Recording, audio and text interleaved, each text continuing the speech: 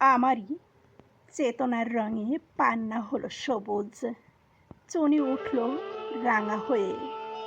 আমি চোখ মেললুম আকাশে, জ্বলে উঠল আলো পূবে পশ্চিমে।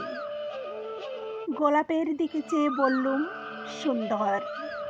সুন্দর হলো সে। তুমি বলবে, এ যে তত্ত্ব কথায়, এ কবির বাণী নয়। আমি বলবো, এ সত্য।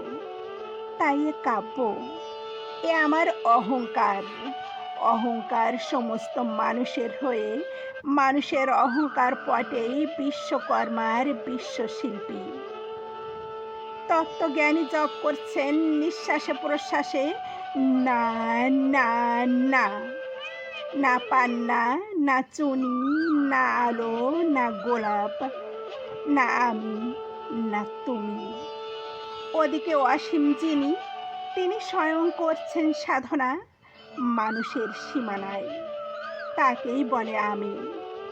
সেই আমির গহনে আলো আধারের ঘটল সঙ্গম। দেখা দিল রূপ, জেগে উঠল রস। না কখনো ফুটে উঠে হলো হা। মায়ায় মন্ত্রে, রেখায় রঙে, সুখে দুঃখে।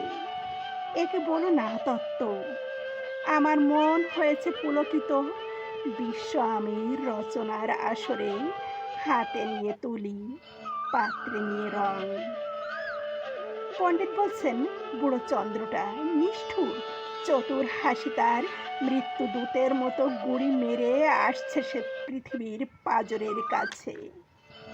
একদিন দেবে চরম টান তার সাগরে, পর্বতে, মর্তলোকে, মহাকালের নূতন খাতায় পাতা জুড়ে নামবে একটা শূন্য। গিলে ফেলবে দিন রাতের জমা খরচ। মানুষের কীর্তি হারাবে তার অমরতার ভান। তার ইতিহাসে লেপে দেবে অনন্ত রাত্রির কালি। মানুষের যাবার দিনের চোখ বিশ্ব থেকে নিকিয়ে নেবে রং। মানুষের যাবার দিনের মন ছানিয়ে দেবে রস। শক্তির কম্পন চলবে আকাশে আকাশে, জ্বলবে না কোথাও আলো। বিনাহীন সভায় যন্ত্রীর আঙুল নাচবে, বাজবে না সুর। সেদিন কবিত্বহীন বিধাতা একা রবেন বসে নীলিমাহীন আকাশে।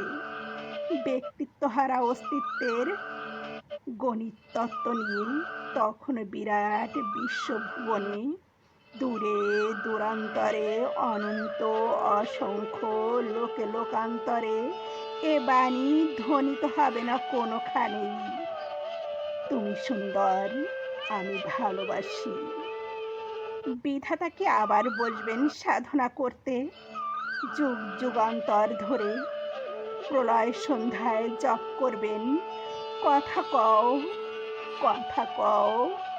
বলবেন, বলো তুমি সুন্দর। বলবেন, বলো আমি ভালোবাসি।